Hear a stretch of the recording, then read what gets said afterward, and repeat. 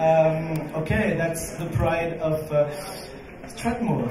That's it? Strathmoor? Yeah, Strathmoor, yeah. Okay, it's an easy one for my first question because actually I saw you in interview and you already answered that, but the first time I saw your film, it made me think about Lovecraft and of course the first, you know, the journal, and when you, well, you have this, well, in Lovecraft, you know, somebody's talking about what is living, and your film made me feel about that. Yeah, it was. I am a big Lovecraft fan, and I read him when I was a kid first, when I was about 8 years old, and then not for a while, but it stuck with me, and especially the idea of having a journal tell the story, like a very kind of fragmented, dreamlike, surreal journal. So when I was making the movie, that was kind of an unconscious influence. But then people who were seeing it as I was developing were saying, this reminds me of Lovecraft. So I went back and read all of his stories, and I was thinking like, oh, it must really have stuck with me because there's a real connection. And did you? Sorry. Yeah. Did you write the whole journal or just the part for the film? There's a little bit more. I probably rewrote it about 10 times as I was making the film because it's a pretty loose structure. But there's not that much that's missing. There was more ideas for scenes that aren't there.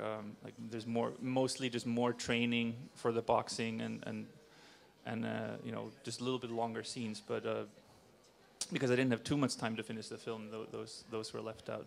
How much time did you take to do the film?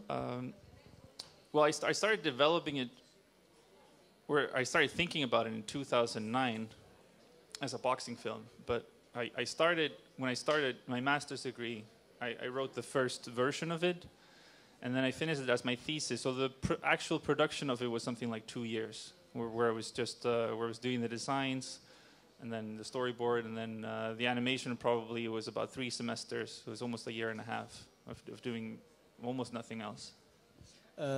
When you say about boxing, it was a film about boxing, and you talk about Raging Bull by Scorsese, and the camera is always moving, you know, in the ring with Scorsese and everything, and your camera is a lot, you know, still, and that's also a really strong thing in your film. How did you choose to, you know, do this? I boxed myself for about 3 years when I was figuring out what to make the movie about.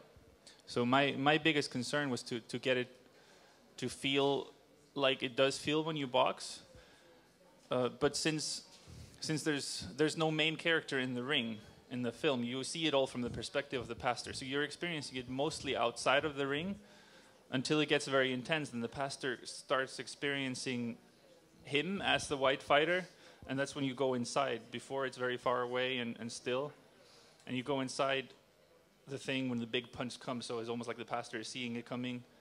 And then once the white fighter's face is all broken, it cuts straight from the pastor's face. It goes into the pastor's face and cuts straight to the same composition of the white boxer's face. So they're essentially becoming the same person at that point. And the big idea for the film is that the pastor, he's the evil brain, and the white boxer, he's the evil body. And so together they can do it. The white boxer probably wouldn't do much of these things if it wasn't for the pastor, and the pastor couldn't do it because he's very old and weak and quite cowardly. I mean, he's scared of everything essentially. And it scares us actually. It's a really scary movie. Yeah, I mean, I wanted because first I was trying to do a boxing movie, and then I was like, you know, what's there to add? There's so many good boxing movies. In the Rocky movies, you kind of get the feeling of like excitement, and in Raging Bull, you kind of get the destructive element. There's something everywhere between, but I really wanted to combine it with horror. And then, again, Lovecraft was an influence in that sense because I remember how he always writes about black people because he was quite racist. And he would always associate when really bad things are happening and like supernatural things are coming, like the first signs are always that the blacks or otherwise dark-skinned people are doing some rituals or going kind of crazy. So I wanted to bring back that idea of kind of the traditional black zombie that's coming to terrorize white people, like, you know, this old movie White Zombie. And that's essentially what the pastor thinks is happening. He thinks the black man is coming back from the dead into the ring to punish him. That is like a thing out of his, completely out of his control. And another reason I want to do it, because I don't really like zombie movies, like the modern ones where it's just like this horror of things. I like the supernatural, like few things where it's connected to some sort of a demonic force rather than a disease or just these hordes, where it's more demonic.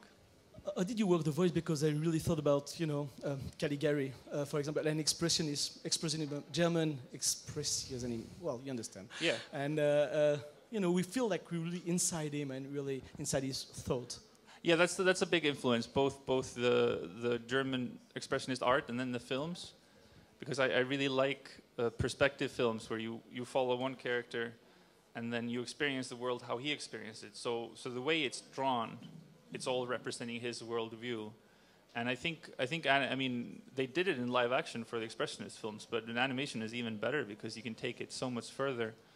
And I think what animation is best at, which is something the mainstream animation never does, is to really distort things to represent somebody's feeling. Because it's kind of a waste for me if you do an animation that has a very exterior viewpoint, where it's just this is what it looks like. And I feel similarly about art. That's why I think modern art, especially from the 20s and the 30s, is some of the best. And then Francis Bacon later, where it's really, you're not seeing what things look like, you're seeing what they feel like and how they are experiencing themselves or their surroundings. So that's why also the graphic in the film made you feel, it's blurry and sometimes a lot of lines everywhere and a lot of, ink, and it's kind of really scary. It takes you and don't leave you until the beginning, until the end. That's good to hear, and it's fun to do. It's because it's all done on paper. There's no computer. There's no compositing. So all the frames are just really messy, and I have little control over it because with the ink I'm just throwing it on, and there's coffee sprayed over it. So when I scan it, I just have to accept what the texture looks like. And obviously, I pen-test all the characters before I ink them, so I know the movement of the characters is how I want it. You wanted to keep this energy that sometimes we can lose in animation, and drawing perfectly everything. I don't. Since I do everything by hand, and I like that, then it's. Today with digital technology, it's almost pointless to do very clean handmade things, because if let's say you want like the cell look, the old look, it's almost better to do it on a computer, because otherwise you have to draw it and you have to clean it all up, and you would have to clean it up in a computer, and then you're doing almost digital work anyway. And the computers are just better at cleaner stuff, I think, than handmade stuff. But then they can't do this. They really can't do the really chaotic look without it feeling very forced, I think. With those strong choices in your film, from Europe, we don't understand. The thing that we see in United States are more short films sometimes that could go that way, but not much. So, in the way this looks. Your film looks, and I don't know if after school you can still have those strong choices of graphics and themes. Yeah, thankfully, I've been offered a lot of jobs just based on the trailer of this movie, because people really like the look of it, and that's coming from the U.S. I did a commercial that looks the same as the movie, as funny as that sounds, and that was for a pharmaceutical company that wanted to make like a monster killing people campaign about addiction, and so yeah, I think it's possible. It's not much. I have kind of the nice. For me, the balance of I'm from Iceland. I've been to mainland Europe, stayed there, and then I've been in the U.S. So I have a lot of stuff to pull from, in terms of influences. And when you grow up in Iceland, you would see both American cartoons, but they would also buy a lot of stuff from Eastern Europe, a lot of Czech stuff that would just play on TV when there were time slots. So I have that influence as well. And then I did my undergrad at Cal Arts, and they're quite good at showing a lot of strange stuff from all over the world. I was thinking of J.J. Villard, Son of Saturn. Yeah. And I was thinking, and suddenly he did this short, and now he's doing a TV series, but it took him a long time to do that. He started working at DreamWorks. He was doing designs for Shrek, believe it or not. Yeah. And that's kind of an example of how people disappear into the studios, because once you go work for them, you don't have an identity anymore, unless I think you come in later and they're hiring you to create a whole thing. But even then you would have to tone it down, because let's say like Disney saw the Pride of Strathmoor and they say, okay, we want you to design our thing.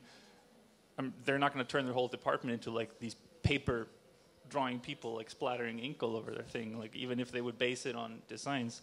So I think it's very easy to get lost. There's very few people in the studios that distinguish themselves in any way. It's just because the point of the studio is to make everybody look like the studio. I mean, that's just, I mean, and that's kind of what they have to do if they want to make big films. Would you like to continue to do short film, or yeah? Yeah, I'm making another one. I'm making a Lovecraft film based on a story from the 20s called Facts Concerning the Late Arthur German and His Family. And it's one of his most racist stories. So it's kind of a follow-up to this. Because it's about the exploration of the Congo and the family that descends from one of the first explorers. And he curses them, so the whole family goes insane. And so it's kind of a fun story because it's a short, very short story. It's 5 minutes, but I turned it into I wrote it. It's like a 20-minute script. It takes place over 200 years, and you see all the family members go crazy. And I actually have an ex-Disney producer producing it, and so that's good, yeah. And when it's going to be finished, you know that already, or well, you do have. I've finished 2 minutes, and I think once this festival is over, I won't be doing anything else very much but animating it, and so hopefully I'm trying to finish it before next summer, so I can send it to Ottawa and make the deadline for that. If not, it might take 6 months longer. But I'm going to hire assistants to scan and do a lot of the things that I don't have to do. So it might be a little bit faster than normally. Yeah. Hope to see you, Nancy. Do you have a question? No, well, it's the beginning, so it's always difficult to have a question. Thank you so much. Thank you. See you.